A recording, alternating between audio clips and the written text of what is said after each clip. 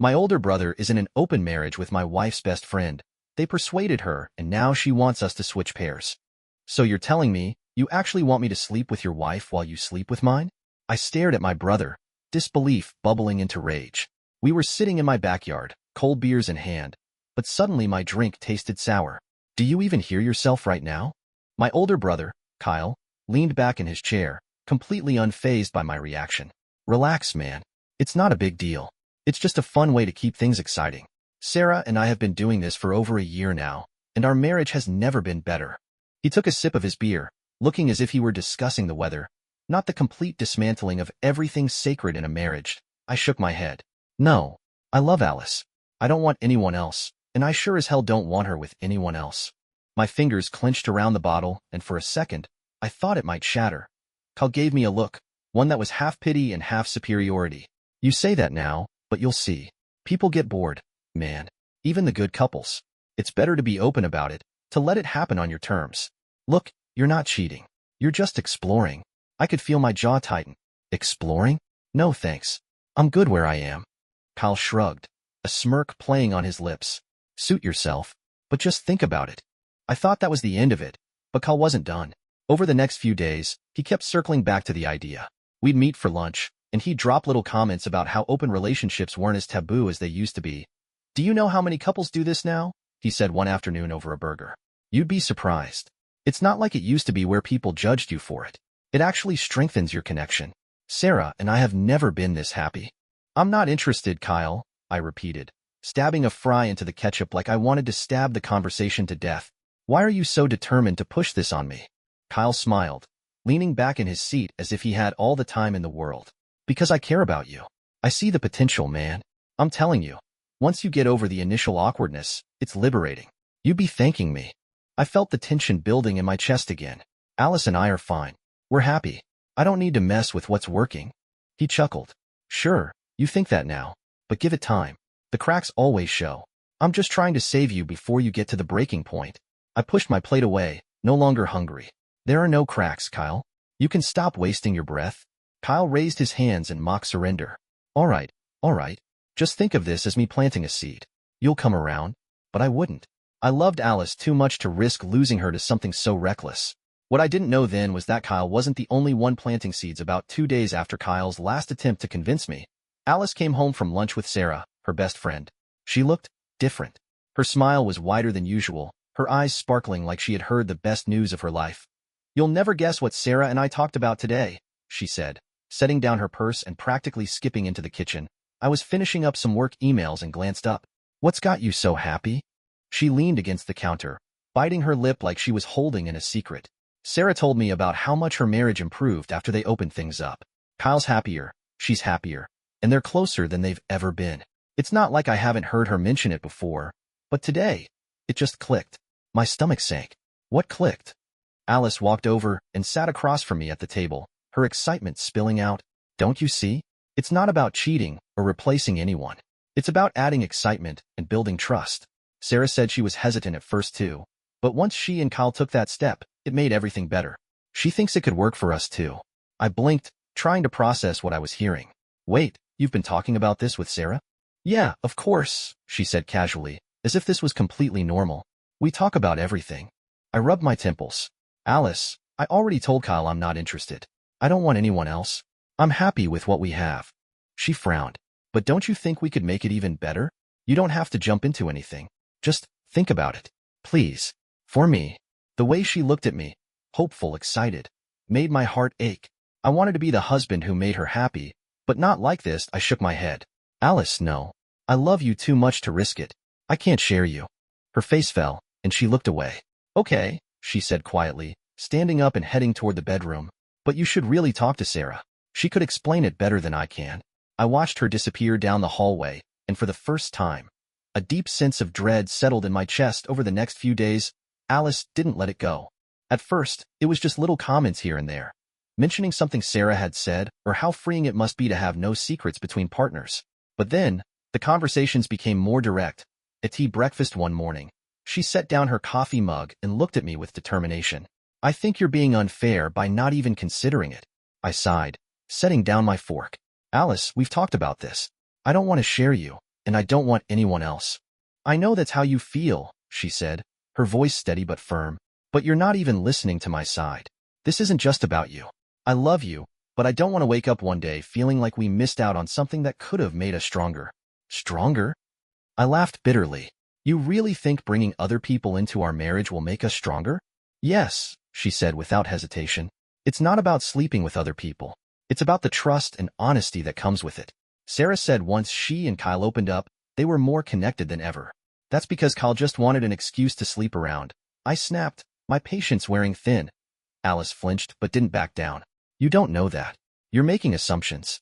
Sarah said it saved their marriage. I pushed my chair back and stood, pacing the kitchen. Our marriage doesn't need saving, Alice. We're fine the way we are. I love you. Isn't that enough? She followed me, her eyes pleading. It's not about love. It's about growth. Relationships evolve. We can evolve together, or we can stay stuck. I stopped and turned to her, anger and fear boiling over. What are you even talking about? Stuck? We're not stuck. We have a good life, don't we? She hesitated, and that pause said everything. You've already decided, haven't you? I whispered, the realization hitting me like a punch to the gut. You want this no matter what I say.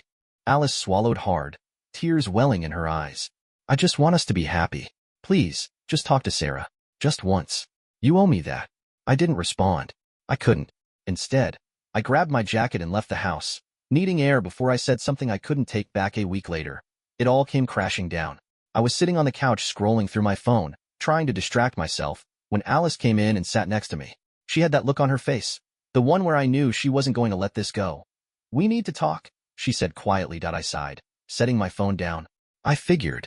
She clasped her hands together, staring down at them as if they had the answer to everything. I don't want to fight with you.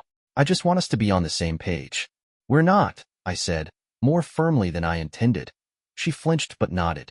I get that, but you're shutting me out before we even try to have a real conversation.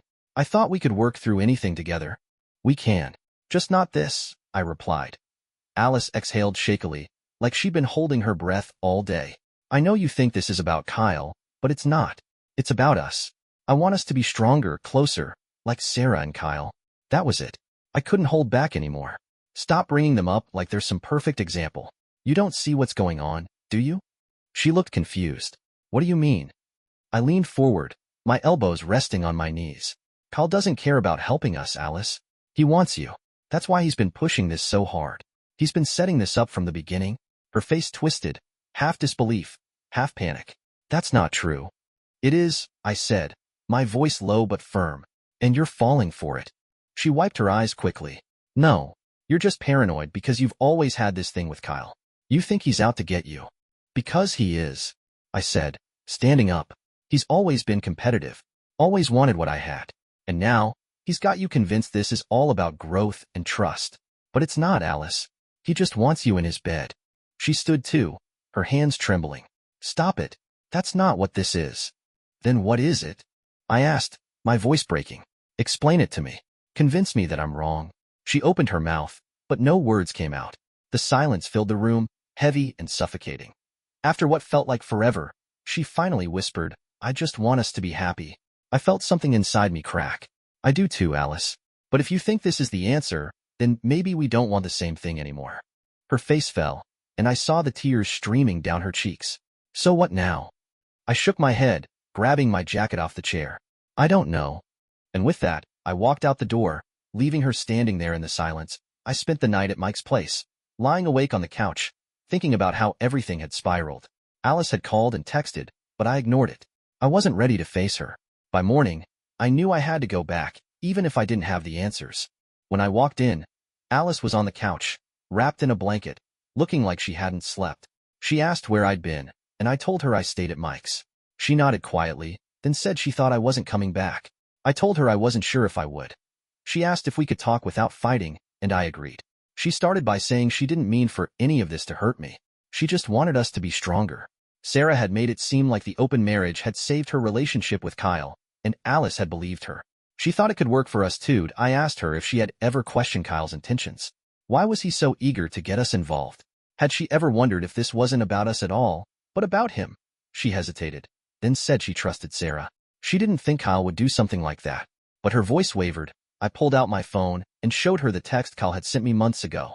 It was simple, just a message about how good Alice had looked at a family barbecue and how lucky I was. Back then, I didn't think much of it, but now, it felt like the missing piece. Alice stared at the screen, her hands shaking. Then she broke down, sobbing. She kept saying she didn't know, that she never saw it coming. She thought Sarah and Kyle were helping her, not manipulating her. I told her I didn't know where we went from here. I still loved her, but I didn't know if love was enough to undo what had happened.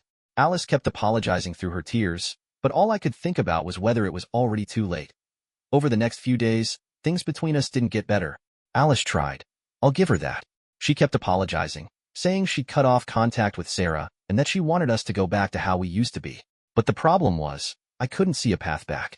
Every time she reached for me, I thought about Kyle. Every time she spoke, I wondered if she was still holding on to the idea that we could have fixed things by sharing each other with someone else. I spent most of my time avoiding her, either at work or at Mike's. At night, when I came home, the house felt different. The warmth was gone. Alice knew I was pulling away, but she didn't know how to stop it. I didn't know either. Then, one evening, she asked me to sit down. Her eyes were puffy, and she had that look of someone who'd already accepted the worst. She said she'd talked to Sarah and ended their friendship. She admitted Sarah had convinced her to push for the open relationship because Kyle wanted it, and that she now realized how blind she'd been. That should have been enough for me, but it wasn't. I told her I couldn't move past it. The trust was broken, and no matter how many apologies she gave, I couldn't unsee the damage that we argued. But this time, it wasn't shouting. It was the quiet kind of argument where neither of us believed in what we were saying. She asked if I was really willing to throw away everything we had, and I told her that she had already done that when she let Kyle's influence into our marriage. I saw the moment she gave up. She nodded slowly, wiped her face, and walked into the bedroom, closing the door behind her. I sat there on the couch, staring at the wall, wondering how the hell my life had come to this. The next morning, she told me she was going to stay with her sister for a while to give us both space. I didn't fight her on it. I helped her carry her suitcase to the car and watched as she drove away. For the first time in years, the house was silent. It's been 2 weeks since Alice left. The house feels empty, but I'm not sure if that's a good thing or a bad thing. I haven't talked to her, and I don't know if she's waiting for me to reach out or if she's accepted that this might be the end.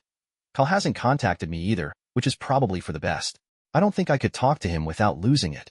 I keep thinking about how he manipulated everything, how he planted this idea in Alice's head and sat back while it tore us apart. But at the same time, I can't ignore that Alice went along with it. She let him convince her. And as much as I want to blame Kyle for everything, part of me knows that Alice made her own choices too. Now I'm stuck. I don't know if this is something we can recover from or if it's better to just let her go and try to rebuild my life without her. I love her, but love feels like it's not enough anymore. I keep replaying our last conversation. Her crying, me saying I couldn't trust her, and the way she just accepted it. Maybe she's given up. Or maybe I have. I'm not sure what to do next. Should I fight for this, or is it already over? I don't know.